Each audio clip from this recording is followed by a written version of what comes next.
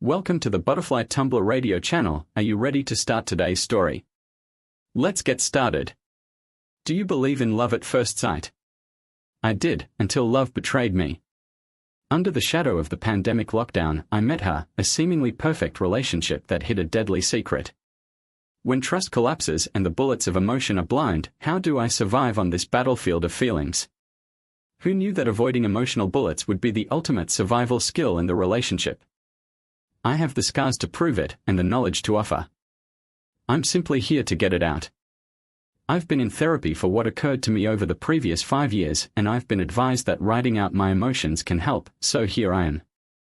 I began dating my first genuine girlfriend in 2020, while COVID-19 was ongoing. I will call her Lena.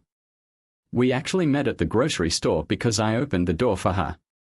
It was a simple gesture of generosity, but it sparked a quick discussion about the difficulties of grocery shopping during the epidemic, and not just grocery shopping, but life in general, as most of us know.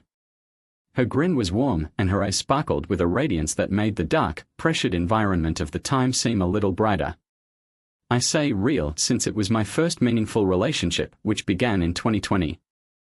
I was a young 23-year-old, Lena was a few years older than me and worked as a nurse. Her dedication and passion for her work were obvious from the outset, and it was one of the qualities I admired most about her. Despite the craziness of the pandemic, she always made time to listen to my concerns and provide consolation. Her empathy and courage were like a rock to cling to in the midst of a storm. It was undoubtedly one of the worst periods, but she made things feel pleasant and cheerful, if this makes sense. We weren't alone, we all had each other. We witnessed each other reach rock bottom. I lost my job, she was dealing with work stress at the moment, but we had each other. She had an exuberant passion for life that drew me in, whether we were discussing our favorite books, listening to music, or simply wandering around the park. She made everything feel unique. I fell in love with her generosity, knowledge, and ability to transform even the most banal situations into spectacular moments. She had a strange sense of humor that always made me laugh, even on my toughest days. She has an amazing capacity to make me feel noticed and understood. Nobody else had it like that. And here I am today, still trying to figure out what happened between us and where things went wrong. It comes in waves. Rather than helping, I'm writing this down, and perhaps it will, at the very least, provide us with an opportunity to reflect on the good times and appreciate what we had. This sort of thing began soon before our 1-year anniversary. She came home from work one night, and I had a terrible gut sensation that I had never had before. The atmosphere between us was completely off. She was scheduled to come over after work, but she tried to leave, saying she was too exhausted. Other days were due to difficult days in the hospital, which I completely understand, but that day felt different. Normally, when Lena was too exhausted to visit me, she would call or email me with her usual warmth, apologizing and vowing to make amends. But that evening, her messages were brief and almost frigid. And when I insisted on seeing her, she reluctantly agreed. It had been like that all week. When she came, she appeared more than fatigued, she seemed detached, as if her thoughts were a million miles away, and she wasn't telling me anything. Her normal smile was gone, replaced by a strained, almost robotic expression.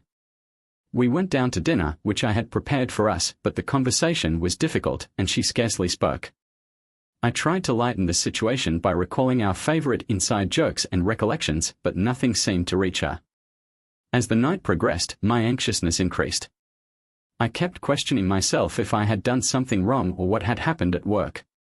Until I couldn't handle it anymore, I softly confronted her, asking whether everything was fine.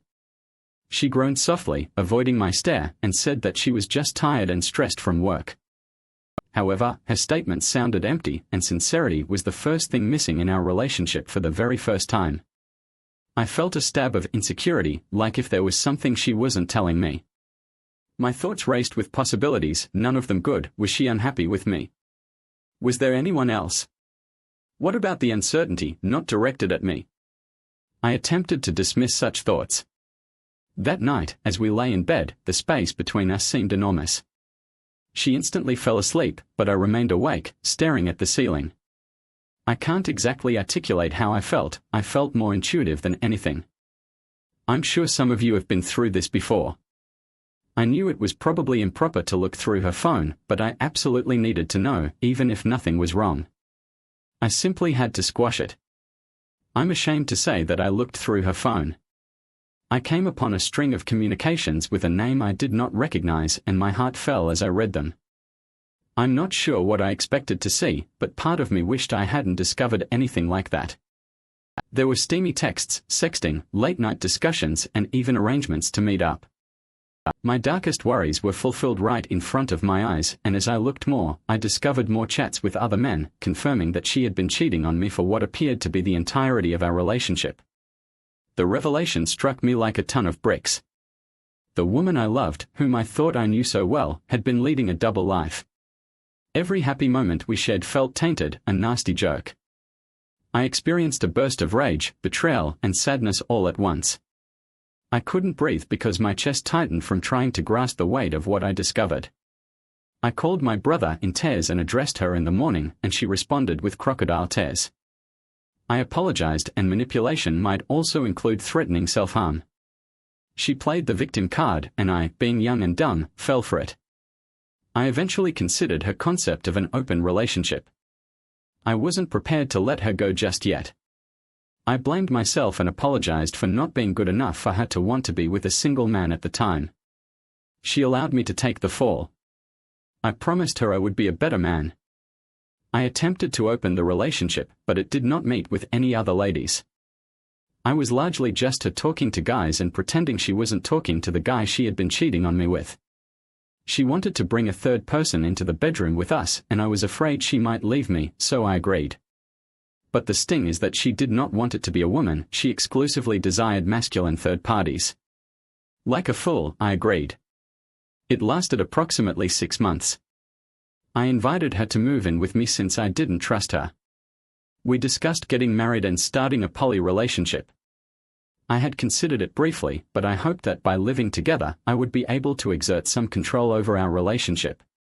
But I soon realized it was a naive hope. She began asking if others could move in with us, pushing the boundaries even further. I resisted, not wanting our home to become a revolving door for outsiders. Despite my efforts to establish boundaries, I felt increasingly powerless in my own relationship.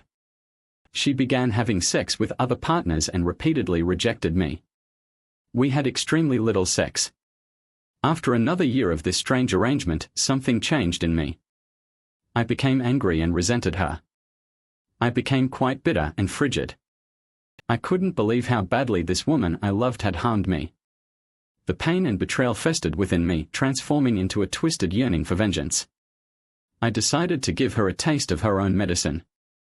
I went out and found women, brought them home, and asked Lena if we could do threesomes. She became upset at me for even asking, which was the height of hypocrisy, given what she had put me through. I made certain she saw the amorous texts and sexy images on my phone. I'd come home late, smelling like perfume, with no explanations, and refused to tell her who I was with, despite our agreement. I wanted her to experience the same paranoia and sadness that I had felt for so long. Witnessing her rage seemed like twisted vindication, but it did not provide the satisfaction I had hoped for. Instead, it only exacerbated my sense of loss and the illusion that the lady I once loved and admired had become a source of sorrow and hate. The relationship that had once given me so much delight had become a vicious spiral of betrayal and retribution. The whole thing was really wrecking my life. I had to sell my family heirlooms because I was ashamed. When I saw them, they grumbled that they no longer knew who I was. My brother commented on how unhappy and miserable I appeared. Finally, one day in 2023, I awoke and pondered, what the heck am I doing? Who exactly am I? I didn't recognize who I had become. Lena and I were now essentially just housemates. We didn't sleep in the same bed anymore, and our paths hardly crossed. One of the women I had started dating in an attempt to make Lena jealous was truly falling for me, but I was just trying to make it physical. I didn't want to harm anyone the way Lena was affecting me, so I ended it. At this point, I told Lena that I couldn't take it any longer and that I was wasting my life with this soul sucker who cheated on me right in front of my eyes. I begged her to go, which was not easy. At first, she simply refused to accept it. She stated that she was not moving out, and I said that if she didn't go, I'd box up her belongings and leave them on the front yard. She said I was wasting everything away and insisted that I couldn't simply kick her out because it was our place in the center. It was genuinely my apartment, and she had been the worst roommate I've ever had. Then the floodgates erupted, and I informed her that she was an awful person who only wanted to hurt me, and I've been a dead man walking since I found out she cheated on me. She told me I was being theatrical and that this entire life requires two people. She stated I knew what I was getting into when I agreed to start the relationship. She mentioned that I could have said no at any time, and then she labeled me a weak little boy and said I was a quitter, just giving up. I told her that she was the one who gave up the moment she decided to cheat on me and continued to do so. I mentioned that I tried to make it work, and the dispute escalated from there. She accused me of being selfish and unreasonable, of abandoning our relationship without working hard enough to repair it. I responded by describing all the ways she had harmed me, the countless nights I had spent suffering over her betrayals, and the times I had swallowed my pride and anguish in order to keep us together. From then on, I just started gathering her belongings and taking them out of the yard, even the little items she had purchased, such as flower pots and bottles of wine. I just wanted her to leave. She began yelling at and pushing me. She tried to become physical with me once, and I had to lock her out of the house. She phoned one of her partners, and the situation quickly escalated from there. The police became involved. Essentially, her partner and I became physical. I was defending myself, and I bled all over the front porch. I eventually charged him, and he spent a couple of nights in jail. Lena tried to return the next day, sobbed, and tried to apologize. She inquired where she should go, and I informed her that she could go to any of her previous lovers, friends, or relatives. I should have informed her that I was done. She was hilarious. I informed her that I couldn't continue living like this. She continued to resist, making every reason to postpone the inevitable, playing with my emotions, reminding me of the happy times and the hopes we had for the future. I told her she needed to pack her belongings, and I didn't want to see her again. I told her I'd assist her in packing her belongings and load them into a truck, and it had to be out by the end of the day. After hours of crying and vomiting, the truth of the situation dawned on her. Yes, she vomited from hyperventilation. She eventually caved, but it was evident she was far from embracing it. While I was putting things outdoors, she said, "I hope you know what you're doing," and I told her that was something I should have done a long time before. My brother and wife ended up coming over to help and provide spiritual support, and I am grateful to them for it. As she drove away for the last time, I felt a slew of emotions. There was relief in recovering my space and life, but also a deep sadness for the love that had been lost and the future that would never come. After that, I blocked her from my phone and social media, and while it may seem dramatic, I burnt all she had left. Practically everything that reminded me of her was gone. This first serious romance proved to be a traumatic experience, shattering my idealistic notions of love. The betrayal and pain taught me more about myself and the complexities of relationships than I could have possibly anticipated. It was unquestionably a horrible first relationship. I learned the hard way the value of trust, communication, and self-esteem. Despite the suffering, it taught me to value my own worth and the need for setting limits. It taught me that true love should not be at the expense of my own pleasure and well-being. Finally, this event impacted me and made me more conscious of what I seek and deserve in a relationship. It was a tough lesson, but it ultimately strengthened me and prepared me for future relationships. If it's any comfort, I learned from one of her acquaintances that Lena had been let go from her position at the hospital due to severe underperformance. Some of her colleagues had complained about her. I suppose I wasn't the only one who had troubles with her and trusted her. Apparently, she had been stealing medication for some of her partners and failing to properly complete medical paperwork. Last I heard, hospital managers were conducting an internal inquiry to determine the impact of Lena's actions on patient care and workplace relationships. Anyway, thank you for reading this. If I had any advice after all of this, it would be to not disregard any signs of trouble in your relationship. Trust your gut instincts and discuss any issues you have with your partner. Don't accept less than you deserve. You deserve to be with someone who respects and cherishes you, who is dependable and dedicated to creating a healthy, loving relationship. Even with your greatest efforts, a relationship may not always be healthy or enjoyable. Don't be scared to walk away if something is no longer benefiting you or making you happy. Remember that it's acceptable to prioritize your own happiness and well-being. Let us dissect this circus of power from grocery shop cuteness to front porch showdowns. You've truly covered the bases.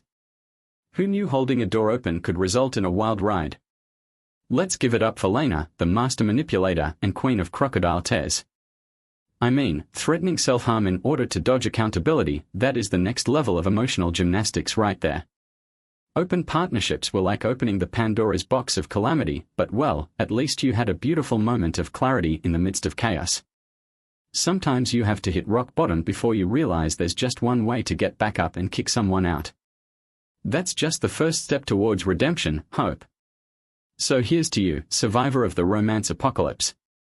You confront the fire-breathing dragon of deception and emerge stronger, wiser, and with a few battle scars to brag about. And if someone tells you it was all for nothing, remind them that you have a PhD in marital problems and aren't afraid to use it. Here is the next story. On her birthday, I found out about my wife's betrayal. Monica, the woman I most trusted, had been leading a double life. Why didn't you simply ask for a divorce? I confronted her, my heart racing in front of all our friends and family. I revealed her infidelity. The shock on their faces mirrored my own despair. Could you please tell me the going rate for a personal hooker? I spat out her previously hidden secrets, which were then played out on the big screen, shattering our world. That moment marked the end of my previous life and the start of a new journey. Here's my story, enjoy watching it. I double-checked the house to ensure that I had not forgotten anything. It was obvious that the items I usually bring on unexpected trips had vanished, as expected. I promised my wife that I'd park my work car at the airport as I usually did. However, the car and all of my other belongings remained at the office. I was 45 years old and had 25 years of managing experience. I'd just taken early retirement, missing out on a bigger wage if I stayed for another 5 years. Every year, I used my stock benefits immediately and received generous incentives depending on my performance.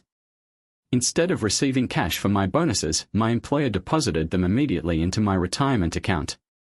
This way, it wasn't deemed part of my regular income and the bonus went into my retirement savings without any taxes taken out.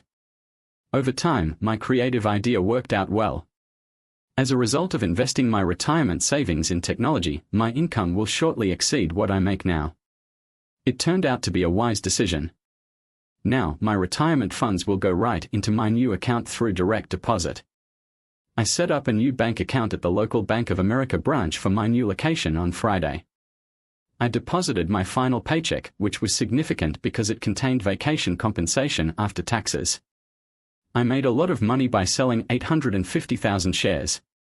It was a decent sum of money to have saved up. The corporation was pleased to do it because they could hire someone for less than what they paid me. I couldn't deposit the check right away for safety reasons. This manner, it wouldn't be included in the things shared during a divorce. I got rid of my pricey suits, except for one, by donating them to Goodwill, along with other goods I didn't need. It was amazing to simplify my life. I packed personal goods and souvenirs, considering the tax rate difference from California to my future location. Overall, I thought I would gain by reducing also. I found that the cost of living was far lower than I imagined. I rented a tiny U-Haul truck for a one-way journey, which was leased through my Uncle John, who is part of my parents' family trust. Uncle John's name was referenced in combination with all the stuff I was bringing with me. He set everything up for me. I paid the costs and monies to conceal my identity. I was leaving the West Coast to return to my hometown, a little place that my wife deemed remote from anything. I no longer had to maintain working at a job that I had begun to detest. My wife's actions showed me that I was no longer needed to assist her financially. I was excited about moving back to a quieter life where my closest neighbor was not just across the street but a mile or two away. I remembered that my wife had forgotten about the farm my parents gave me. She didn't like the place and refused to go back even for my family's funeral after they perished away in a vehicle accident. She believed the farm was too uncivilized for her. Her belief convinced me that I was doing the right thing. I married someone arrogant and self-centered, thinking I had transformed her, but now I found I was wrong. I started to question if I ever really understood Kindra. Like many others before me, I fell for the image she portrayed. Did she even know herself? It became evident to me that I never did. Through Monica's actions, I finally saw our relationship for what it truly was. As a result, I started getting my belongings sorted. My aspirations and dreams evolved, leading to a change in my future. I was shocked to discover myself feeling generally content, an emotion I hadn't had in a long time. However, breaking free from the limitations of my former existence was going to have ramifications for many others. I inherited the family property after my parents went away 5 years ago, but I never closed their trust account. It turned out to be fortuitous, as it couldn't be counted as common property in my marriage due to this. I simply rented out the farm's acre to local farmers who paid their rent into a family trust account. I hadn't made any alterations to the farm on purpose, saving the money for emergencies. I knew how to maintain tractors and big machinery, so I decided to repair them for a living instead of directing their design and construction. A family member was busy getting my parents' old farmhouse prepared for anything. I was not worried about anything because I could stay with them until their house was ready to live in again if needed. Before Monica returned from her work trip, I phoned her to let her know I would be traveling on my own business trip. I also verified if she had made any modifications to her flying schedule. She was pleased to finally come back home after traveling for 2 weeks with just a suitcase. I had meticulously organized everything. My 3 daughters and their husbands would arrive 2 hours early to prepare for the surprise birthday celebration. We had worked together to make sure it all went properly. One daughter even invited her mom's supervisor and his spouse to join us. I casually mentioned it, and his wife consented to come since her husband constantly boasted about her accomplishment. This would finally put a face to the person we had heard so much about. My daughters had no idea how startled they would be. More than 50 relatives and friends were eager to attend the potluck dinner to celebrate the wife's birthday, which was postponed due to her being away with the management team during her actual birthday. She explained that it was something vital that she couldn't miss. Before leaving, Monica revealed her ideas with us. I didn't speak up, even though I knew I should have. I informed my daughters that I taped birthday notes for my wife and saved them on a CD, even though I had to travel. I wanted to be present in some manner, so I felt communicating my wishes like this would be a wonderful idea. I asked my daughters to play my recording towards the conclusion of the gathering, so everyone could hear my views about their mother. All they had to do was turn on the huge TV on the terrace and hit play whenever they believed it was perfect. I needed to tell my daughter's spouse that I had a new phone number when I got to where I was heading. I also shared my new email with him, Tom. Tom and I have been working together for a while. He was doing pretty well at the company I used to work for, and that's how he met my daughter. He knew about my plans to retire, thinking it was all set. I chose to retire since I realized my wife was cheating on me. He wasn't sure until I gave him the investigators' reports. He needed to see the facts to genuinely believe it. I felt a little terrible for what was about to happen that evening, especially since Tom would learn something startling. It didn't seem fair for him to find out this way. The truth had to be disclosed, there was no way around it. He recommended me to delete all my details from the internet, including shutting my Facebook account. I did this when I discovered that she was on the plane back home. I wanted her to worry, not knowing what he had told me, even if she's family. She brought this upon herself, let her strive to understand what's going on. I consented to it because of the absurd legislation in our state, which necessitates splitting items in half. The final stage was emailing my lawyer documents of our bank account balances and debts, which weren't much. Our house was valued at about $900,000 on the current tax assessment, with half being mine. With that sum, I could acquire a new house equally as lovely as the one I was leaving and still have some cash left for furniture. Before leaving the house for good, I placed my phone in the trash can under the kitchen sink. I looked around to make sure everything was in order before bidding farewell to Loy, California, my home of 25 years. Once again, I was on my way home to South Dakota, where things weren't going great for me. I didn't think many people besides my family would even know I was gone, but I knew that my film would make a tremendous difference in many people's lives, and that concept made me incredibly happy. I went to a store that sold mobile phones from a well-known brand and purchased a new phone.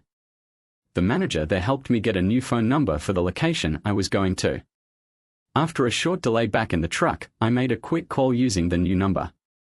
The person who answered was a woman, and I informed her of the new number and that I was leaving soon. She said she understood, and I turned off the phone to preserve battery. My new cell phone always had an emergency option, providing me peace of mind. I was excited about our vacation east in March before the weather got too warm. The landscape would be great to see, flowering with spring's regeneration. Monica and I initially met at an Aerosmith performance a long time back. She was a California native, whereas I arrived from another state a year later. We got married on the day my parents came for the wedding. I worked in research and development, whereas Monica was in importing and marketing. We'd been working for the same companies for years. Monica always looked good, even at her age. She continued to draw everyone's attention when she entered a room. Time had treated her well, as her appearance hadn't really changed since we got married. She still possessed fashionable clothing that accentuated her form wonderfully.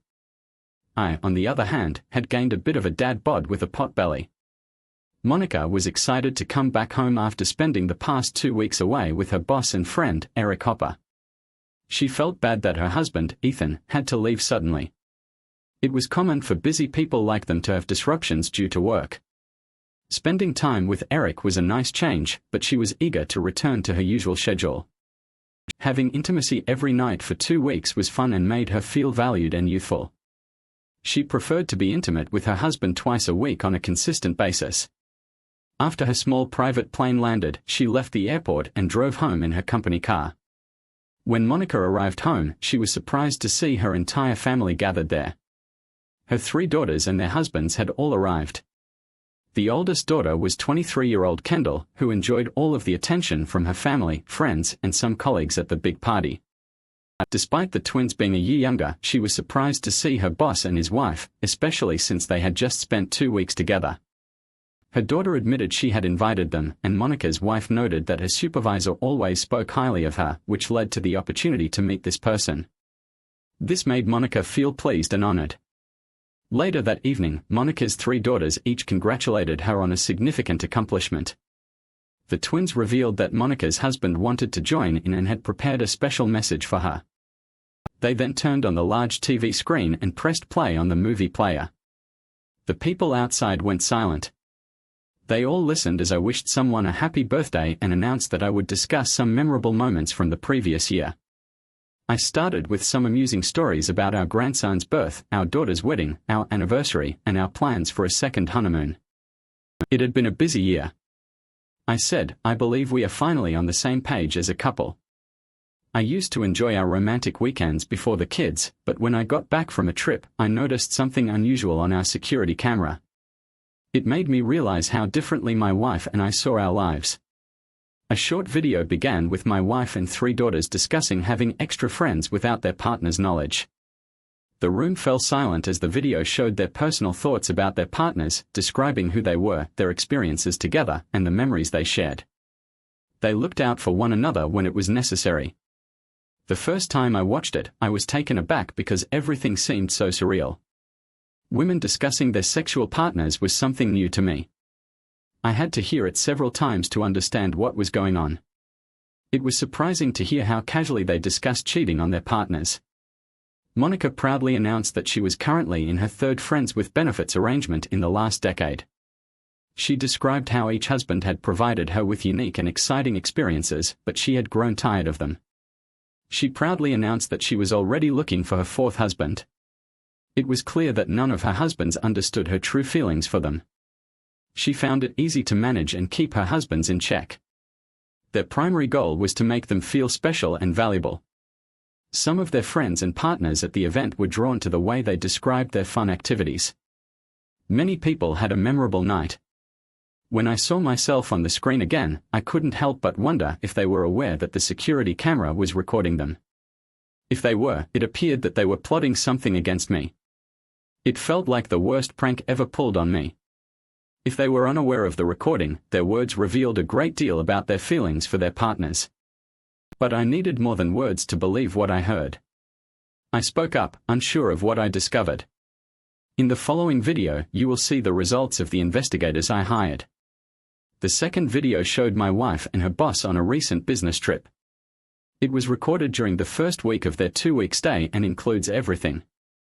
They spent a lot of time sunbathing at Vancouver's only nude beach, staying together in one hotel room at the Western Bayshore Hotel, where they checked in as a married couple, and taking a romantic horse-drawn carriage ride through Stanley Park during their whale-watching trip. The couple exchanged sweet words, enjoyed romantic dinners, and took a nighttime boat ride. Some assumed they were on their honeymoon after seeing the footage. Everyone recognized I'd been duped several times. The final words of the recording revealed the truth. It appeared that this was your birthday present to yourself, my dear, celebrating your 43rd birthday with Monica. Your new romance must have been exhilarating. I can't confirm whether you had a romantic relationship with your boss, Eric Hopper, during your 2-week trip.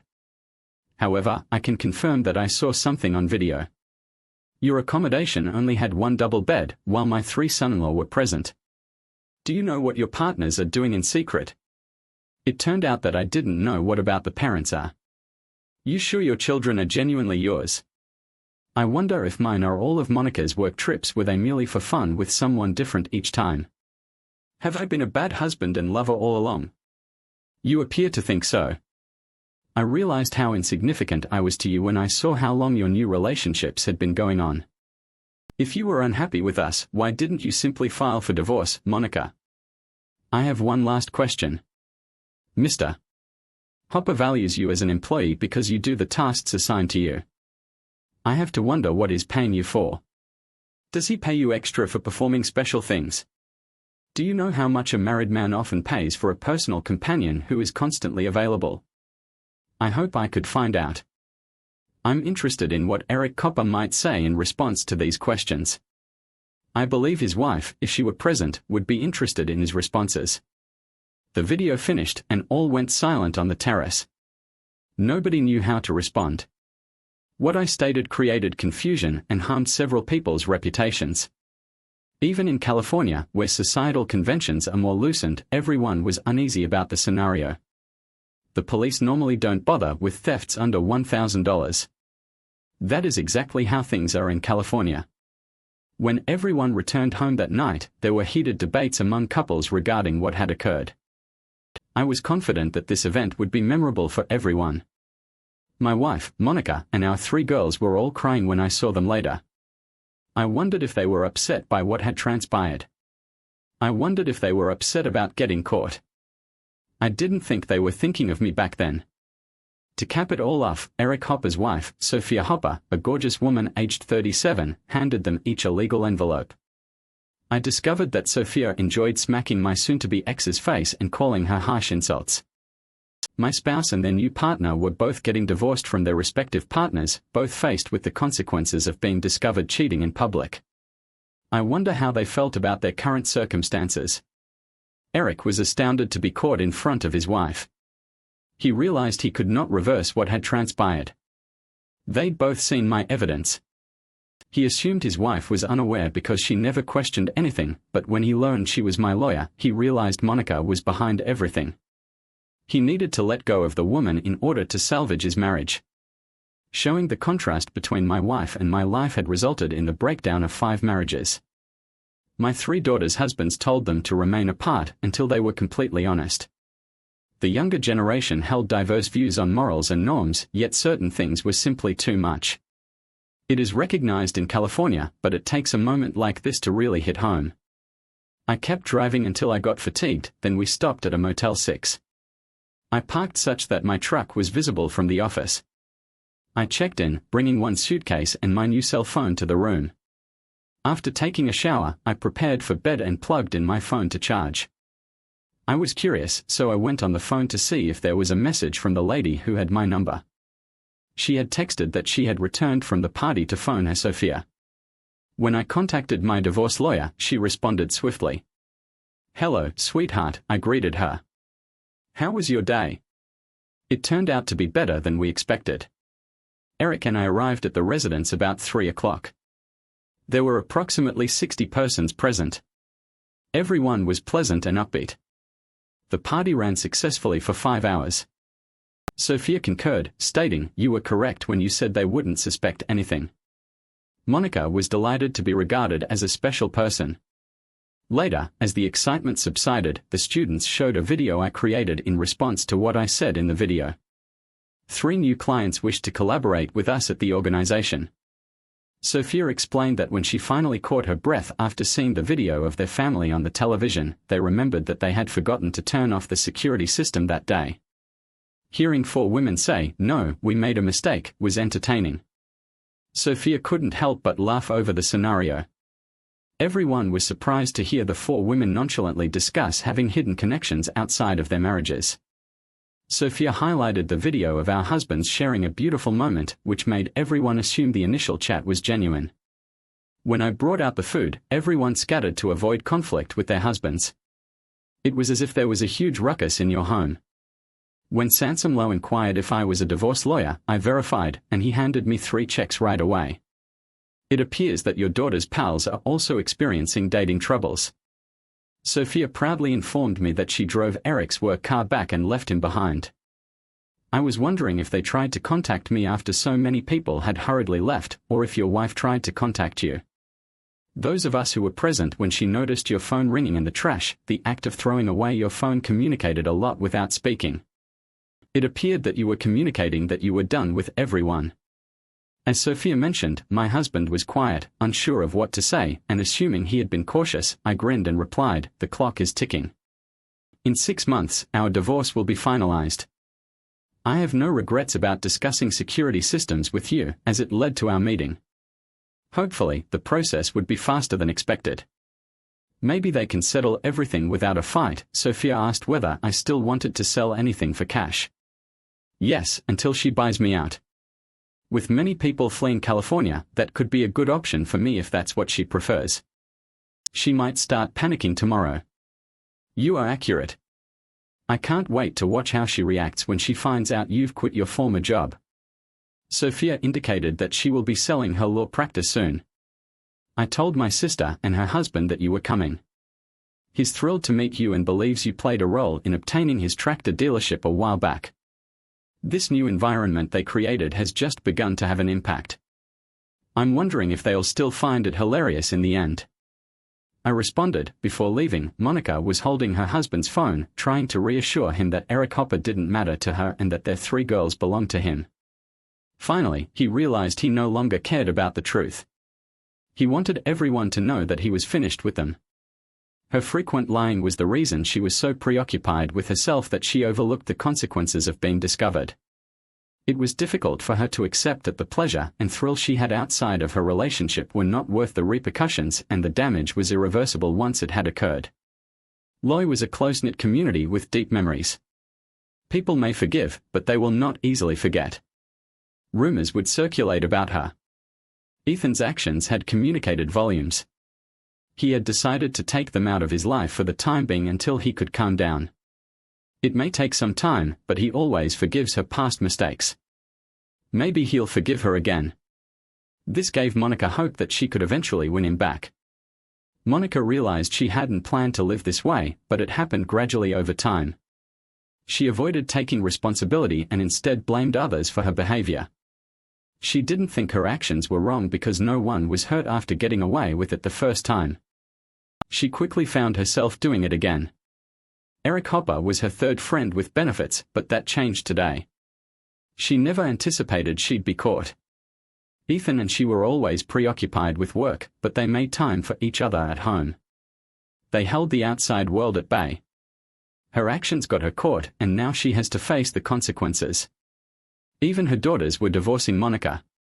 She couldn't understand why Ethan didn't handle it discreetly like he normally did for himself. This was unlike him. What she'd done to him was truly so bad that it did not damage anyone. I remembered finding a video of my wife and daughters discussing their hobbies 6 months earlier. I never anticipated it to lead me to where I am now. Now, Sophia and I grew up near to each other, just under 20 miles away, but we never met because of our age gap. I'd already graduated high school by the time she entered. I planned a meeting with her firm to discuss getting a divorce. Luckily, I ended up working with her. I shared the video with her, and she was shocked. The man my wife mentioned having good sex with could be her husband. She assumed I had to check her Facebook profile to determine if we were discussing the same man. On that day, we both recognized our marriages were finished.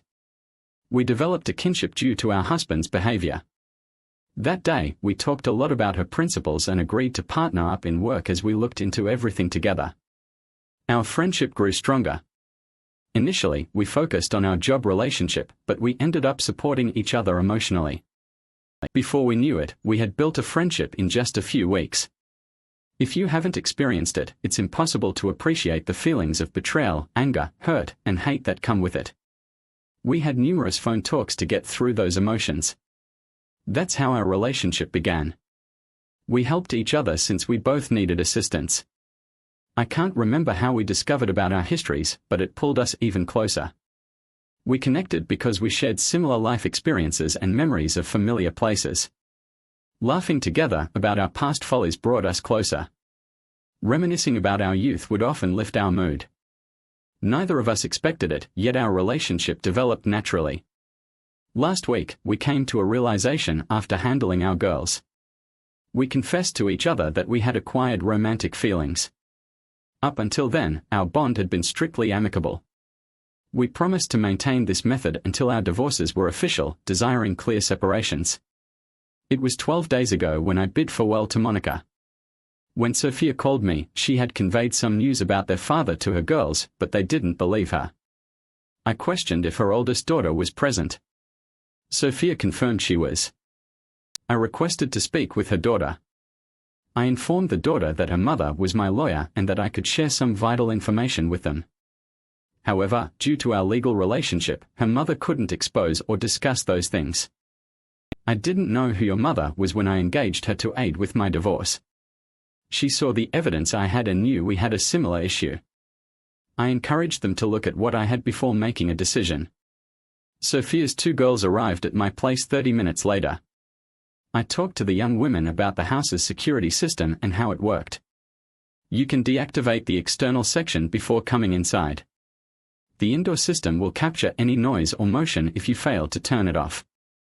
I thought it was vital for them to know how the film was made before watching it.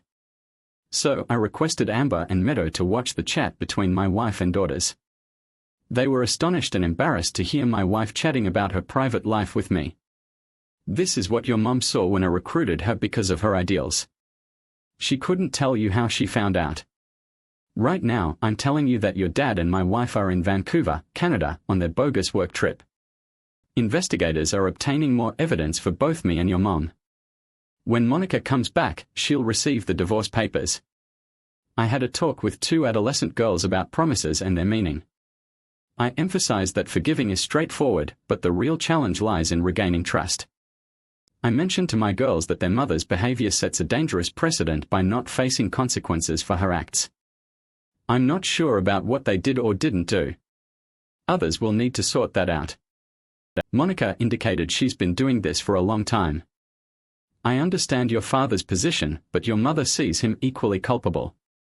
People like us worry where our spouse's loyalty rests, considering the vows they made to us on our wedding day. I explained that this experience had changed our perspective on our marriage. Everything looks different now that we know the truth. We were oblivious of what was really happening, but now we can see well. Both your mother and I have been greatly saddened by their acts, inflicting a lot of pain in our lives. Our children helped us realize that our understanding of our life had been wrong. Meadow, Sophia's youngest child, stunned me by revealing that both my wife and I have more troubles than we believed. They stated that if our children had respect for us, they wouldn't have behaved that way in the first place. I never thought about that before, so I told her I was amazed at our wise remarks for someone so young. After they left, I contacted Sophia to update her on how everything went. I hoped it made a positive difference, and it did. Sophia later informed me her daughters felt safe talking to me. Amber stated that I remind her of her father since I listened first then take a time before reacting when he speaks. You can tell he's wise, like a grandma. He described things in a style that's easy to understand, never making it complicated, exactly like me. He's from our hometown. Sophia added he still clings onto his roots. He wants to go back to fix his dad's house and live a better, more peaceful life. Everything is very busy here, but Ethan and I mourn the tranquil life we had growing up. He's tired of trying to please others and wants a simpler existence. He's returning to a simpler life. The next morning at 6 o'clock, I started the road headed east on Interstate 80. My goal is to reach northern Utah near the Wyoming border by tonight. I'm casually savoring the sights I've always wanted to see, and weirdly enough, I feel calm and satisfied. That night, I arrived in a luxury hotel room and decided to check my email. I noticed a message from my eldest son-in-law asking me to call him. I was grateful he left his phone number. "Hey Tom," I greeted him when we spoke on the phone. "Hi Dad," he replied.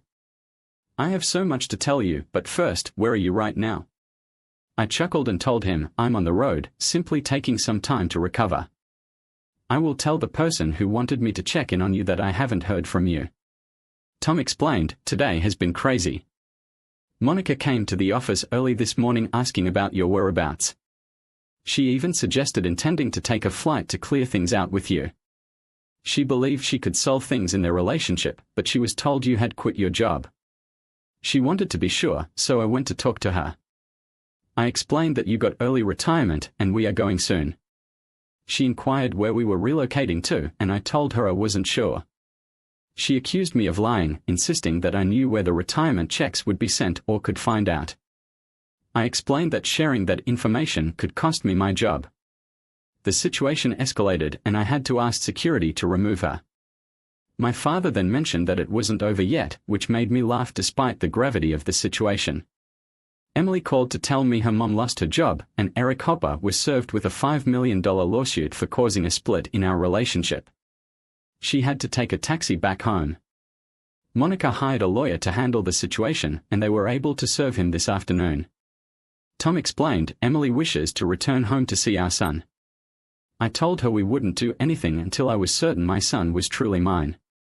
If she does not agree, she can take me to court. Emily claims she hasn't been intimate with anyone since we married. I reminded her of something different she said during our conversation. I'm relieved they are not nagging me about it. I mentioned it with a laugh. I'm enjoying going to places I've always wanted to see. I replied happily, this short trip is turning out to be one of the best things I've done lately. The big question is, are you really going to end your marriage, Tom? The twins packed their belongings and are currently staying with Monica. Tom mentioned that his wife was also staying there currently. No one wants to deal with the discoveries we made. Emotions are high, and it is difficult for anyone to think clearly about separation. It all depends on the DNA test results. If he's not my child, there's no point in continuing this relationship. It appears that, like you, I was duped into believing something based on what she wanted me to see, like a fish caught on a hook. It took me 6 months to understand my feelings. It is critical to take time to make decisions. You can be fine with it, so be patient and do not rush into anything. I recommended that having time helped me go on and start over. My life is now on a new path, and I'm optimistic about it. You're not going to return, right, Tom? Asked if my lawyer asks me to go to court, I will. I'm moving to a new place because it's less expensive and will save me money. The CEO also wants me to give advice on occasion, so I'll have a secure connection to my computer. This allows me to continue working even when I am not physically present. I said I was willing to help as long as I did not have to wear fancy clothes. Tom told me they wish I were their father. People would share their ideas with you and you would provide useful feedback. Is this your new telephone number? Yes, it is, but let's keep it private for now. I suggested tell Monica that if she ever needs someone to rely on, she can always reach out to her other friends who have previously helped her. If she questions it, simply remind her that for the past decade, it appears that she has considered me as a backup alternative. I was unaware that Tom had secretly videotaped our conversation and shared it with my wife and daughters later. I realized that Monica was unhappy about it. She thought I shouldn't give counsel to my son-in-law because I was only a man. My daughters were beginning to understand the ramifications of their mother's decisions and lifestyle. Their husbands did not want much to do with them, even their own mother was becoming distant. Sophia was delighted to hear from me. She explained that her team was swamped with additional incorrect party bookings as a result of my wife's birthday surprise. As a result, 1 or 2 of Monica's ex-boyfriends were exposed. She had heard that Eric had been dismissed. She assumed Eric did it to persuade her to reconcile with him, but she was not interested. Unbeknownst to him, the company's board of directors had already briefed her on the details earlier that night. Monica was rehired and given a promotion, whereas he was demoted for utilizing work resources for personal gain. Sophia informed her girls that she was returning to South Dakota once the divorce was finalized. She told them that if they wanted to stay in California, they would have to live on their own or go to their fathers. Sophia expressed a wish for a more plain life, believing she had reached a particular age. Meadow inquired whether it was because of her affections for Ethan. Sophia affirmed her feelings for him but said neither had made a move. She went on to tell the story of how their relationship had evolved from its inception to the present. Meadow thought that the story would restore Sophia's youthfulness, which she acknowledged. She informed her girls they were important in her life and may accompany her when she returned to be with me and her family. Sophia stated, "I believe you can be who you want to be and live the life you want. Observe and learn from what I'm going through. This caused me to realize something crucial. It was unlikely that Monica would meet someone like me again after our split became public. People in the region avoided her because of her previous behavior, making it difficult for her to form genuine and caring relationships with anyone. I wondered how long it would take her to realize the reality. I arrived in my hometown at lunchtime after a 3-day trip on my last week of work. I spotted a little eerie and decided to stop in for lunch before heading to the farm. I had arranged for the electricity to be turned on and was now waiting for my burger and fries while drinking coffee. "Dan, is this you?" Ethan, the old man, strolled in and sat down in the booth next to me. "It's good to see you, buddy. You look fantastic. Where is your wife, John?" I asked with a grin. "She's at home with our daughters getting things organized. I had to go solve a few minor plumbing issues. They cleaned up the house and repaired the refrigerator. They also replaced the fuses on the stove." Uncle John stated that Robert and his wife now oversee the farm, so we reside in town. I proposed that we order supper together and catch up. It felt great to spend time with my family before returning to my previous home. I went to the neighboring grocery and started grabbing the necessities. I was astounded to see how much cheaper the prices were here compared to other locations. The charges were modest because no excessive taxes were added. By the time I got to the cashier, I had 2 carts full. We had attended the same school, so we talked briefly as she scanned my goods. When I arrived at my family's house, I was surprised by how wonderful it looked from the outside.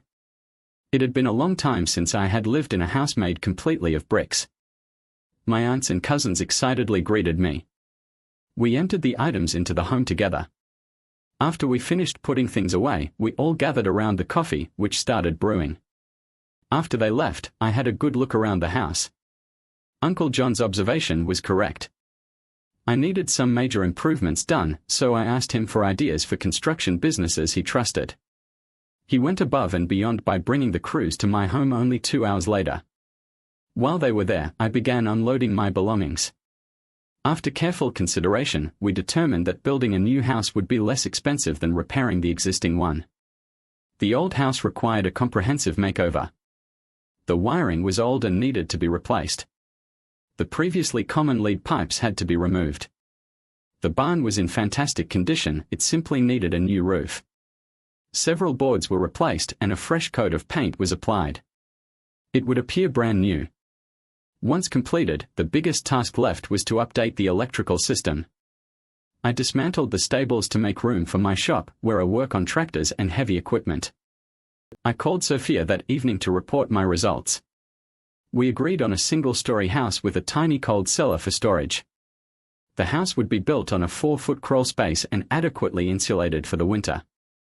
I agreed to meet her brother-in-law at the dealership the next day. Later, I called the contractor to discuss my demands. He indicated that he would show me some plan choices after work. I returned the rental truck and received a ride to the automobile dealership. I purchased a decent Ford pickup that had been used but was still in good condition and had not been driven extensively. Before returning the rental truck, I ensured that ownership and insurance were transferred. I also went to the bank to deposit some money and received 3 blank checks. I was shocked at how much cheaper petrol was here than where I used to live. Following that, I went to meet Sophia's brother. I actually attended high school with him. He offered me a job straight away and said I could start any time I wanted. I told him about my future objectives and relationship with the organization. He made a joke about his sisters and our strong relationship. He said that he had never really gotten along with his sister's former husband. He wasn't the only one thinking this way. I had the same thought. The builder and I agreed on a price to build a 4-bedroom house with a large 2-car garage beside the existing home. We also explored adding a contemporary septic system, gas for heating water and cooking, and a large gas generator for power backup. The house will be very vast, with a laundry mudroom that leads to a large garage. There will be a cold basement beneath the home accessible from the garage side. The 4-foot crawl area beneath the main floor will be well insulated and accessible from the furnace room. It was good to know that the money I'd get from the divorce would be sufficient to fund everything. After speaking with Sophia about contacting her brother and finalizing the new house deal, I received a call from Tom. He informed me that Monica had hired a private detective to find me in the hope that we could reconcile. There's no need to sort it out. I do not want anything anymore if we reconciled. She would simply harm me again in a new way. It's unfortunate that someone as intelligent as her can't see this. It's no surprise that things aren't going well here. I was astonished when Tom fell silent. I had to see whether he was still listening. Yes, I am, he said. Your remarks caused me to see things differently. Sometimes basic truths can have profound implications. Many allegedly smart people struggle to grasp these fundamentals. This can result in problems like those we see in our government now. Instead of addressing the underlying causes of problems, they focus solely on immediate fixes. The problem is that no matter what they do, the situation worsens and they blame each other. Tom, your mother-in-law will never accept her error. I know I could be the problem because my perspective is different. She cannot understand my traditional viewpoints.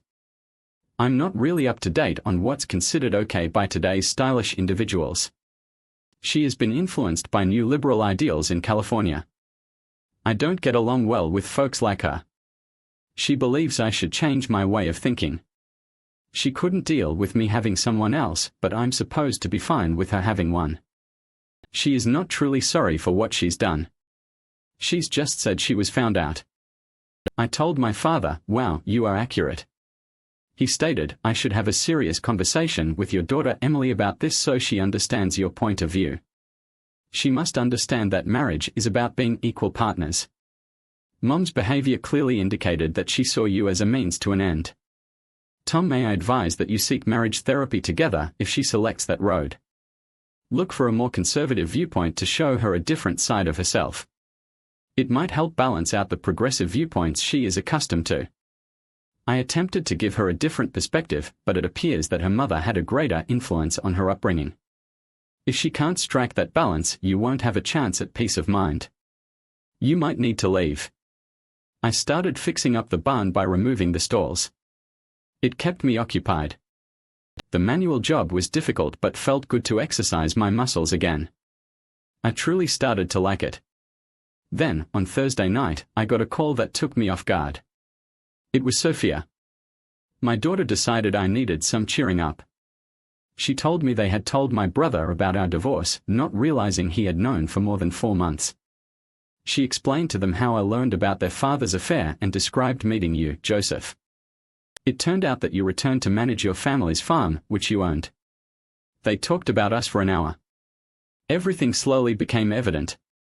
They were taken aback that their beloved uncle supported our relationship, but they were requested to keep it a secret. I told them that Monica had hired a company to find me. She believes that if she talks to me, I would forgive her and come back. How do you know this, Sophia? I inquired. I called my son-in-law at work, I responded. He keeps me updated and talking to me helps him figure out what to do next. That is okay, Sophia stated. My daughters did something exceptional, but they will not tell it. They used my credit card to book a surprise flight. They had scheduled for me to arrive at the local airport at 8 p.m. on Friday and return on Sunday evening. Sophia explained that they wanted me to enjoy and relax because I earned it. When her daughter came, the mother was waiting with a dozen red roses, excited and hopeful. I looked forward to the impending weekend. It was the beginning of our official time together and reminded me of my teenage recklessness. I couldn't help but chuckle. A beautiful brunette approached me. Her hairdo highlights her stunning face, and her innate attractiveness made me grin. This was the first time I saw her. She wore comfy blue pants, a yellow shirt, and a light jacket. It was good to see her happy and confident. I knew she was busy, so we quickly grabbed her suitcase and rushed to a nearby Ruby Tuesdays, where I had a surprise prepared. After we parked the truck, we locked the suitcase in the front and entered. Her brother and his wife were already present. After dinner, Sophia pled with Ed to assist her brother with legal concerns in the future. As we drove down the driveway of my childhood house, I had no idea what to expect. The house was typical of those erected throughout the 1960s. It was a cozy spot designed specifically for those days. Sophia smirked as she entered. "This reminds me of my childhood home." She chuckled. "The ice would remain cold in a beer mug," she added, handing each of us a beer. I discovered some of my parents' old recordings and played them on the turntable.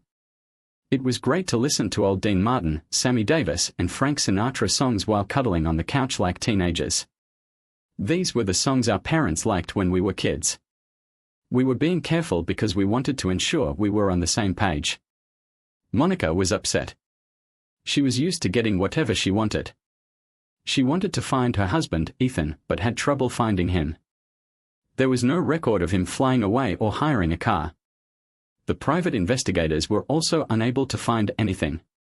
His Facebook account had been closed and he had cancelled his credit card with Bank of America. Every clue she pursued appeared to go nowhere. Each day that week, his lawyer contacted to inquire about her lawyer's name. She didn't have one because she thought their marriage could still be saved. He removed all of his contacts from their old phone book, which they used for their landline. She knew he had a family but couldn't remember their names. She didn't think much about his family because they weren't close to her. He made certain to erase all of his information, including his social security number. Her girls were frightened since he spoke to them every day before leaving. Tom was the only one who had heard from him recently, but he was not disclosing any information. He had told his oldest child, Emily, not to contact him until he could verify that little Ethan was his son. He didn't appear to be in a rush, though, when Carrie asked him about it. He simply laughed. This was not the way a husband should behave. Ethan was acting strangely, which bothered her. Ethan had always been dependable, doing what was expected of him. But now, someone else had to be hired to do his job, which caused frustration. The hired help did not show Ethan's level of care and dedication. This creates problems for everyone involved.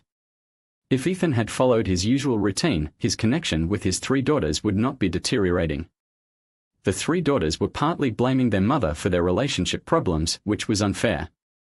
She was not behaving appropriately. Every woman should accept responsibility for managing the men in her life when in a relationship with a woman. Every man must recognize that she is in control. Ethan, Sophia's husband, faced consequences for mistreating her and their children. Drinking coffee on the porch, watching the sunrise is a simple joy. Sophia and I enjoyed this peaceful moment together. I'd never understood why my parents started their days like this until now. Sophia explained that being here, feeling loved and appreciated by the person you're with, gives you the confidence to face any situation in life. They'd sit quietly together, sharing a bond that allowed them to see the world in the same way. I held her hand in the same way that my father held my mother's hand. Even though no words were spoken, I knew my actions conveyed a lot. On the way home, I realized that I was returning to my former self and leaving behind the person I had become.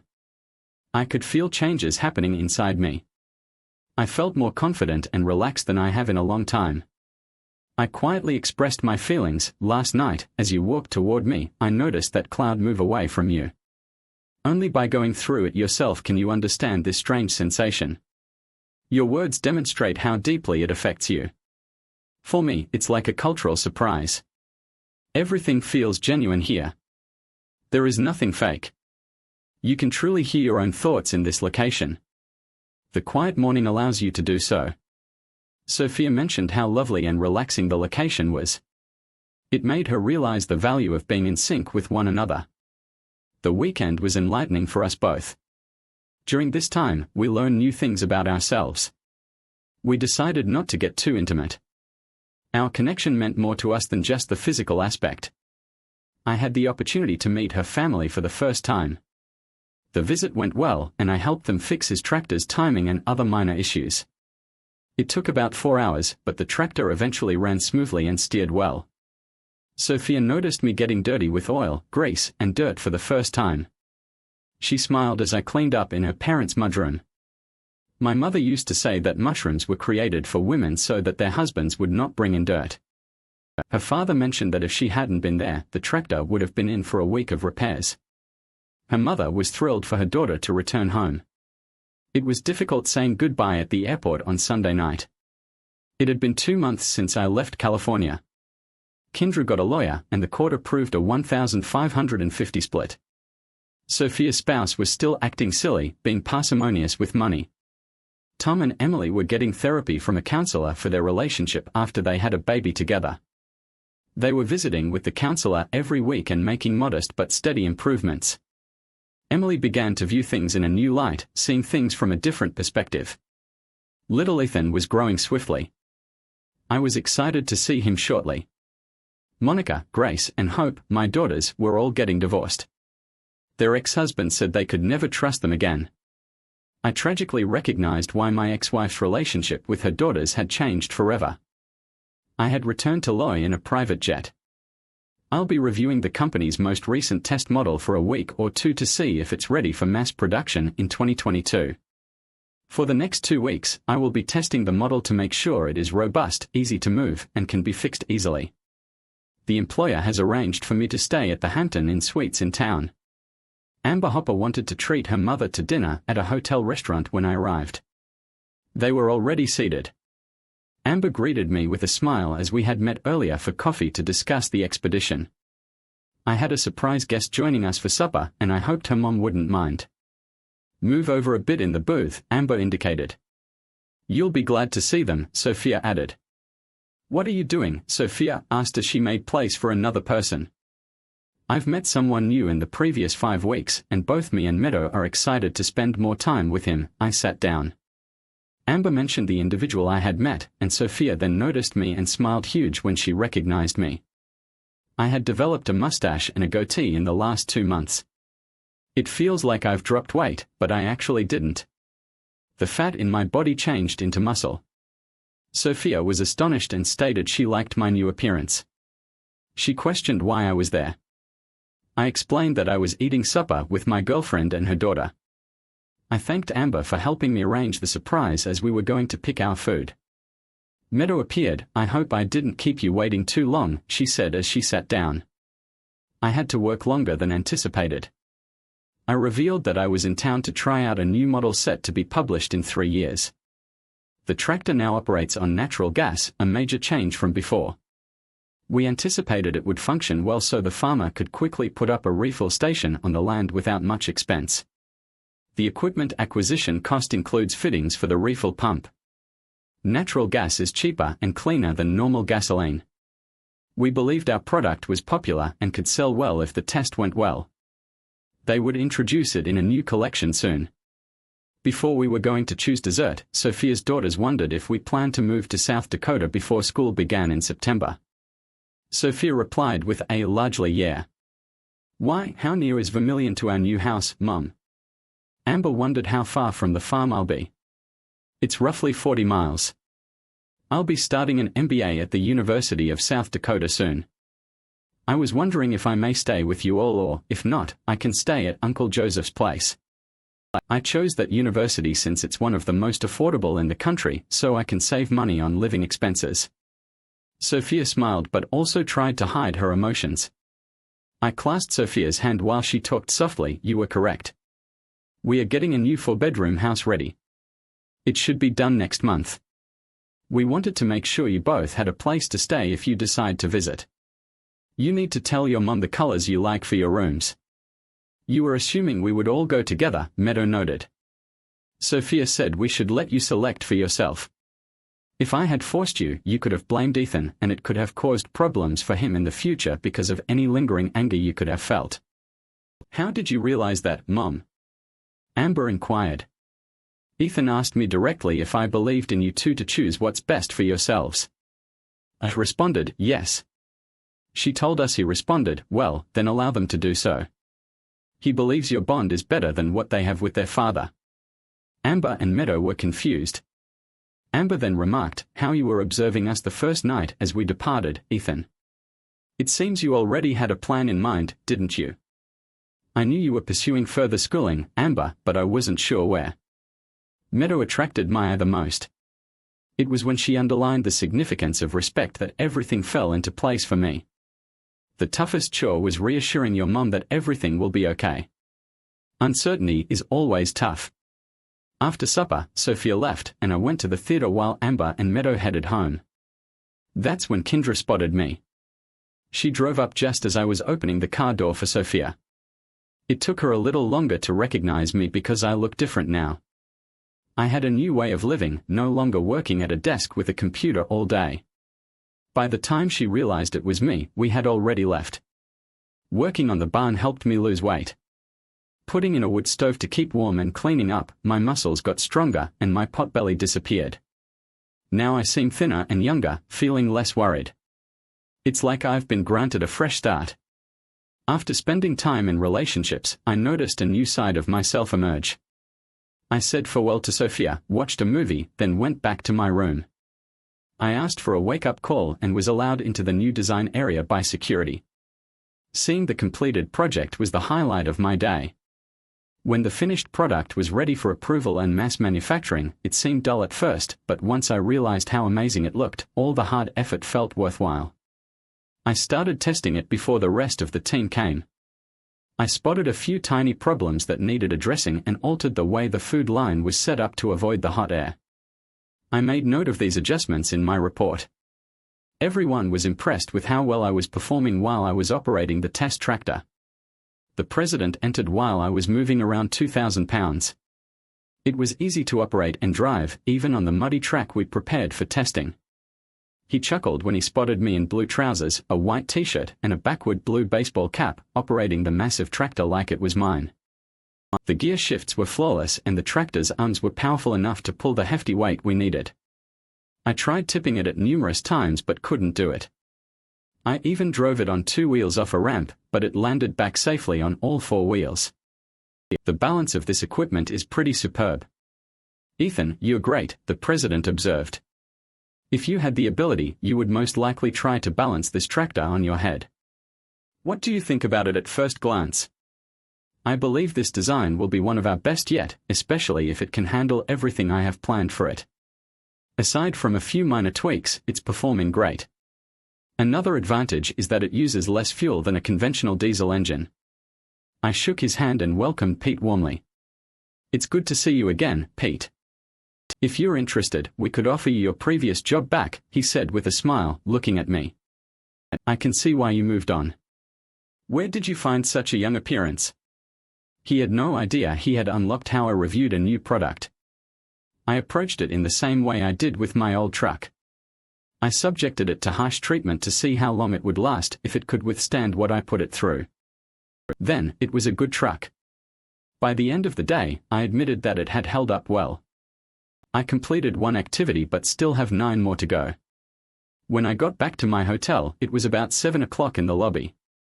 I spotted my daughter Emily, her husband Tom, and their son Ethan. I was covered in dry mud and looked like I needed a shower.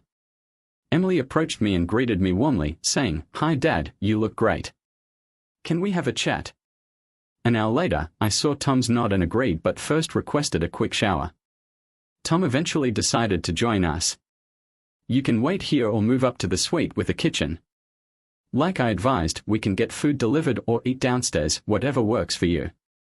Let's go to your suite and order food while you're showering, Emily suggested, aiming for a much-needed private conversation. We ordered food from room service and I quickly showered while getting dressed. Sophia called and I updated her before promising to call back later. I served everyone Crown Royal while the kids had Coke. I added water to mine and mixed it up. Emily explained, "Dad, Tom and I have been dealing with a lot of problems lately. The conversation you discovered compelled us to confront it. She said, "Seriously, I only returned home last week. Mom has been talking about her friends for a while. We assumed you knew and were fine with it." My mother explained that we had different needs when it came to intimacy. Tom and I were struggling to resolve issues in our relationship. I took a lie detector test to reveal the truth about my actions. It saved our marriage. I explained that repairing their relationship would take time and honesty. I hugged my grandson tightly and held him close to my chest. I asked Tom to take a picture of us. I realized I was acting like my mother, attempting to explain all of my actions from my perspective, but just because she believes she is right does not mean her actions were correct. Emily pointed out that I was doing the exact same thing without realizing it, simply because it felt normal to me. Now, I catch myself pausing to think things through before acting. "It has been surprising to be truthful, Dad," Tom told me. "I am noticing new things about her that I have never noticed before. I believe they have a good chance of working things out if they both work hard and remain patient. Communication and true listening are essential. I tell them that being young means it's okay to ask for help from others and allow others' opinions to influence our marriage. Monica, she eventually decided to break our vow. She probably blames me for the outcome," I said. "You are accurate, Dad," Emily agreed. I informed my siblings that I would no longer listen to her excuses. I was determined to save my marriage. We had a fight, and I told them we could talk later when they were prepared. Then our food arrived, and it was nice to eat together. Emily wondered if I was following a diet. I chuckled and explained that I had been performing physical activity rather than mental work, and my body was feeling fine. I no longer spend the entire day sitting at a desk or on the couch. They left at 10. Before leaving, Emily hugged me and quietly stated, "I'm enjoying getting to know this new version of you." I chuckled and told her that since the divorce, I've been noticing different aspects of myself that were previously hidden, most likely as a result of the long relationship with your mother, which I was unaware of. I texted Sophia to see if she was awake, and she was. I called her and explained what had happened that night. People often claim that time heals all wounds, but I'm not so sure it means you've accepted what happened. You've learned to adapt and accept situations as they are, even if it is not ideal. Some may argue that embracing reality is preferable. When I entered the Hampton Inn lobby at 7 p.m. on a Tuesday night, Grace and Hope became apparent when I arrived. My 2 young daughters were already there. I instantly understood Kendra had told them about our dispute. The daughters were furious with me and wanted to discuss how I had treated their mother. They believed I was acting cowardly. I brought the young women into my room so we could talk privately. Before they confronted me about abandoning their mother, they revealed that their own marriages had failed because their husbands refused to accept their independent, modern way of life. I could no longer deal with their complaints, so I requested that security intervene. When security arrived, I urged him to take the young ladies away because I wasn't interested in their offer. My girls were then led out through the back door and warned not to return. The Hampton Inn security team advised them that they did not want high-end girls spreading infections among their guests. Sophia considered my behavior humorous. She said the young ladies would be reflecting a lot tonight. She stated that without love, someone always pays for sex in some form. She asked to share this with Amber and Meadow, and I agreed. She then compared it to lighting a stick of dynamite without a match, stating I did an excellent job. About 2 hours later, Emily called my room. She complimented me, saying, "Bravo, Dad. Well done." My 2 sisters recently realized that they too are susceptible to unpleasant odors. They were upset and departed in tears. I attempted to make a joke about it, but they refused to hear me explain. I had to contact someone else in the end. Security checked each of them and discovered no problems. Grace and Hope tried to clarify that they had distinct last names, but it was not accepted. Emily observed that when their casual partner treated them well, they were effectively compensated early based on their delighted faces. They eventually seemed to grasp the point. "I'm pleased I didn't go that path," I said. "I feel awful. I've discussed that previously." I asked Tom if he was involved in the conversation. He listened and enjoyed the way I described things. This has allowed us to better comprehend the situation. Emily asked, "How did Mom make us believe she was doing the right thing?" Grace and Hope are upset. It will be some time before they can fix their concerns. They had not acted just like the street folks they had been judging for so long. Emily explained, "Consider this, you condemned our father, but did you consider how our behavior and our mother's actions affected him? Did you think exclusively of yourself? That is a question I'm still trying to figure out." I used to remark that Mom saw everything in a favorable light, making everything acceptable with her current ideals. It wasn't until she got into trouble that your daughters discovered the reality about their surroundings. Emily remarked that many people in our culture continue to wear masks, unable to recognize the reality right in front of them. She discovered something that many grown-ups may never understand in their lifetime. My daughter asked me what that was. I answered, the ability to think logically about even the most basic issues. Your mother and I have lived very different lives. Now you're getting a glimpse inside my universe. You're learning a painful lesson. Last Wednesday, I joined Sophia for a family supper. The ladies were excited to start planning our future move and working out the arrangements. I explained to them what Emily had told me the night before. Later, we all pitched in to clean the dishes. I cleaned up, dressed the girls, and got them situated. When the females saw us kissing, they giggled and taunted us all night. Sophia and I went for a nice dinner by the pier on Friday evening. We were having a drink and looking at each other when the twins abruptly appeared. The hostess walked up to us and said, "Your daughter saw you, Mr. Wade, and asked if they could sit with you." I hesitated, but Sophia agreed. I got up and sat next to her. "We cannot keep ignoring them, even if you are furious with them. You still care for them." Sophia urged that we listen to my daughters whether I wanted to or not. Observing how the hostess led my daughters to our table, I realized they had something important to say. After they had sat down, I introduced Sophia, not only as my lawyer but also as my girlfriend. In terms of Grace and Hope, I told them to leave if they came to criticize me again. Dad, Grace and Hope spoke with Emily on Tuesday. She was open and honest with them, but she did not provide the assistance they were looking for. Hope claimed they were given a tough reality check after Emily spoke with us.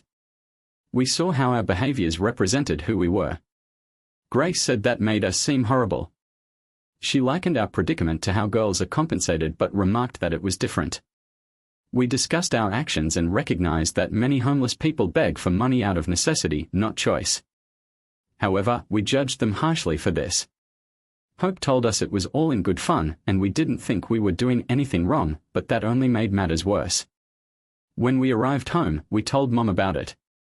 It escalated into a heated debate, and Mom said we were influenced by conservative ideals too much. Grace heard her mother say something controversial, "Who cares if others are hurt in today's world? They must become more resilient. The actual issue is getting caught. There are no consequences for bad behavior in society. Simply look at the government. Powerful individuals break the rules and get away with it. It demonstrates that the laws are exclusively for select people. Life is not always clear-cut." The word hope was invoked. We all have the right to live however we want. Mom displayed no regret or guilt, which made us realize what we teach our pupils about right and evil. However, we have not provided a good example.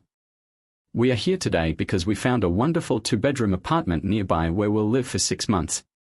Grace informed us that it makes sense for us to live near our school where we work. We believe it is a good idea to start over. We need to discover our own identities without Mom's guidance.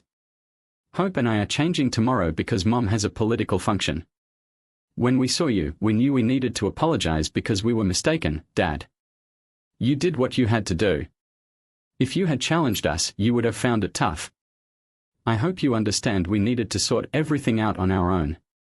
Sometimes problems take time to resolve themselves. I soon forgave you since I saw your acts were motivated by your mother, Monica. I forgave her once previously, but I will not do so again. She always acts selfishly and purposefully. After that, I gave them my phone and told them to enter their contact information. They did and saved my new number. Where is the phone number from? Hope asked. South Dakota.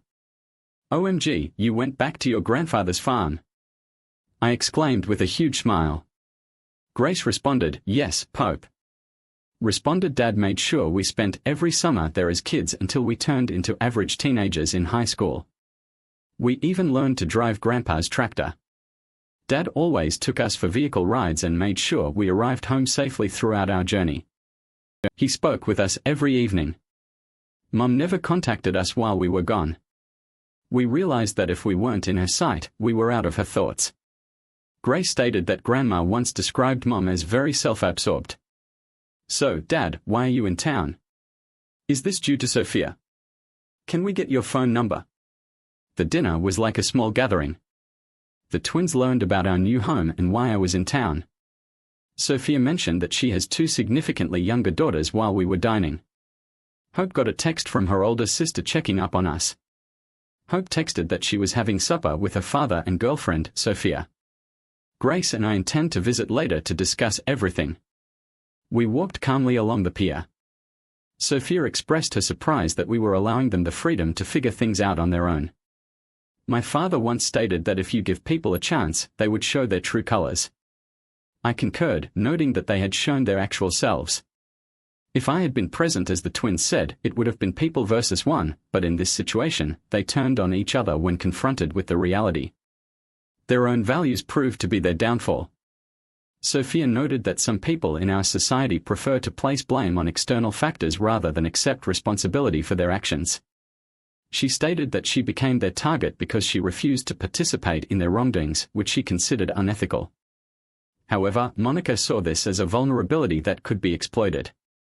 Sophia admires your steadfastness and considers it a defining characteristic. You are not readily persuaded by folks who lack principles. Staying true to yourself. This rigidity in your character demonstrates your strong commitment to your principles. Monica returned home looking forward to seeing her twin daughters. The political meeting on Saturday seemed to last longer. She thought she wanted to invite the 2 others to hang out that night. After a heated dispute the previous time, she felt she had been overly harsh, and things became really heated as a result. She began to recognize similarities with their father, which she did not want to happen. When she placed her luggage on the counter to get a Coke from the fridge, she discovered 2 keys and a note. According to the note, they had moved out because they were unhappy with the person she had chosen for them. We wish her good luck, they mentioned, blocking her number. It was signed with Grace and Hope. Ethan, he abandoned me. He did not come back and asked for a divorce after discovering I was cheating. Everyone in our social group was aware of it. I cannot see why he cannot see the reality. I should not have married someone so closed-minded. His ideals have devastated my life. Emily needed to figure out where they were. She promptly called a buddy. She was unhappy because someone had mistreated her and departed. Emily answered after 3 rings. Monica asked to know where they put their Hope and Grace. Emily claimed she hadn't heard from them since Tuesday night when Dad asked security to remove them from the Hampton Inn. Monica wonders why they were thrown out. Emily explained that they intended to confront Dad about the way he mistreated her. She stated how they attacked him violently. Dad decided he'd had enough of the situation and contacted security. When they came, he told them he wasn't interested in buying what they were selling. Emily stated that security guided the 2 people out the back exit based on their assumptions. Grace and Hope are no longer allowed at the Hampton Inn, which has a policy barring upscale escorts operating on its premises. But they are not prostitutes. We both realized this. Monica expressed concern as they came agitated. They shared their story with me. Do you want to know what I told them, Mum? Emily asked solemnly. Yes, I believe I would, Monica replied. I explained that we take our casual partners out and treat them. They were effectively rewarded beforehand. Emily clarified. Emily laughed as her mother's phone died. Monica could not stop weeping. Carr's remarks had a profound effect on her. She understood she could never talk to her husband Ethan alone again. Monica knew she had to be with someone whenever Ethan was around. What Emily mentioned about her father was undoubtedly accurate. Monica realized immediately away that when Ethan spoke, he had terminated things for everyone without speaking to them personally. Anyone with a shred of honesty in them couldn't refute the impact of his words because everyone who heard them knew they were undoubtedly true. It was a simple and factual statement. The woman discovered that her romantic feelings for a person she had a casual relationship with were only a mechanism for him to compensate her for something. He did not try to keep the truth from her. It took her 3 months to completely understand the message he delivered in the video that night. She returned from Vancouver, having been working as a high-class escort for 10 years, which the twins had accepted as normal due to her influence. Her spouse could not take it and eventually left. It was unsurprising, given her choices. It wasn't until now that she realized things from his perspective. When his truth was revealed to everyone, she was ruined, and he was aware of it as he departed. He left her with nothing, not her dignity. She harmed her entire family by injuring herself, as have many others. She had gone too far in her manner of life. She stopped talking to her husband and daughters because she couldn't confront the truth about her behavior. She had never accepted responsibility or told the full truth before this time. She had no one else to blame. It was her fault, and she knew it. Kendall realized she needed to sell her house to move on and let go of the past. The memories in the house were too traumatic for her to live with every day. Admitting the reality proved difficult. She claimed it was too big for her, which everyone believed. Eric Harper would be delighted to hear this news since he considered she had been fortunate thus far. Like him, she would be alone. Sophia and I returned to our home after a night of fun. We ended up falling asleep on the sofa. Meadow and Amber used Sophia's phone to send photos to my daughters. The females chatted and started making plans together. One daughter brought a blanket to cover us while we slept. When I checked my phone, I noticed an angel sleeping in my arms. It was after 7 a.m. We arrived around 1 a.m. Meadow was awake and seated, observing us. It seemed that this would become the norm. Meadow smiled and added that Mum seems happy. I decided to go make coffee for everyone. After an hour, we all gathered at the kitchen table, conversing and resting. That's when the girls surprised us with some information. My family would arrive around 3 o'clock in the afternoon for our first meeting. Sophia and I hurried to prepare. While she changed her clothing, I ensured that we had adequate fuel for the barbecue. We created a grocery list and left for the supermarket. I quickly showered and shaved at home before we went shopping at a neighboring grocery store. We ran into Monica as we left the house. She stopped in front of me and said, "Ethan, please inform the girls that I am selling the house. If they need anything, Emily still has a key. They can take anything they want when I'm at work. Since they are not talking to me, the same goes for you." I urged them to tell Sophia I granted her permission to perform for me. Then I mentioned that I had already taken what I required. "I'll be around for 6 more days." She agreed and departed. We got our items into the van and talked about our weird meeting with Monica. Something significant has occurred in Monica's life that we are ignorant of. Monica appeared distant today. Sophia proposed, could it be because the twins moved out? I responded, no, she was used to just us being there. I suspect something else occurred that has unsettled her, which she is trying to comprehend or accept. Monica has a strong bond to the house. Something unexpected happened to her at the Barbie party. Sophia and I learned about the twins' notes to their mother and what Emily mentioned afterward. Our 5 daughters played well together. Tom and I mostly watched the girls play. Amber and Meadow took care of little Ethan. I told my 3 daughters what their mother had said at the store. Tom wanted the large television. Emily rolled her eyes. I chuckled quietly. Our first family gathering went quite well. After the girls had left and the cleanup was completed, we relaxed with a refreshing drink. So it appears that Grace and Hope chose to take a break. They wished to learn about themselves without their mother. Amber questioned why they would do that. They followed in their mother's footsteps and entered into relationships known as friends with benefits.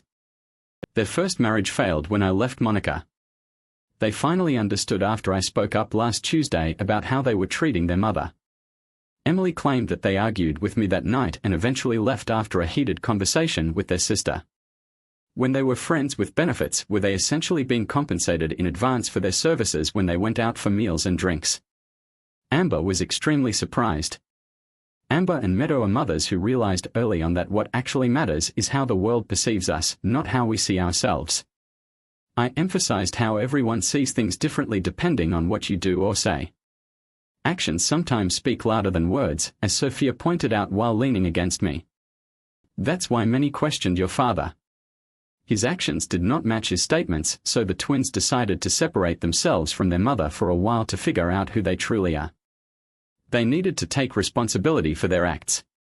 I told them I was proud of them for doing it. Their recovery began when they were honest about their actions. When we finished speaking, there was a moment of deep silence. Amber broke the silence by telling me that I would make a wonderful father. Sophia got emotional. The rest of the week passed peacefully as we tried to spend every available moment together. The president was very pleased with the new tractor's performance. I named it Betsy. Before I left, we had a family gathering. I noticed that the twins were becoming friends with Sophia's daughters. Ethan did not want to leave Sophia's side, she was still very maternal. Eric and Sophia made a decision about how to divide their assets. Sophia suggested that Eric have the house if he wanted, and he agreed. He regarded it as an opportunity to re-establish his relationship with his daughters. Sophia watched as I boarded the plane to return home at the end of August. The family estate was completely set. The old house was demolished, a new one was built, and the barn was upgraded as needed. After cleaning the yard, it appeared to be in good condition. I repaired the driveway to the house and barn before returning. Uncle John drove me to the airport where I rented a U-Haul truck and drove home. Sophia had sold her business and a co-worker would complete the divorce in September. Many packages had arrived at the farm within the last month. Uncle John was extremely helpful in organizing the new furniture and removing items that Mom and Dad no longer required. If he couldn't find anyone to give them to, he'd donate them to Goodwill. It was nice to see neighbors helping each other out. Sophia picked me up at the airport on Friday evening at 6 p.m. and she had the biggest smile. Amber and Meadow were also there. I hugged her tightly and gave her a long-awaited kiss. Then I knelt down and asked her to marry me, which made her two daughters extremely happy. They recorded the special moment, including when I placed the ring on her finger. Amber and Meadow were aware of my situation and planned a large party at a restaurant for me. Our daughters and Tom were also there and we all danced and ate dinner together. Meadow asked that we wait in the car when we arrived at Sophia's home.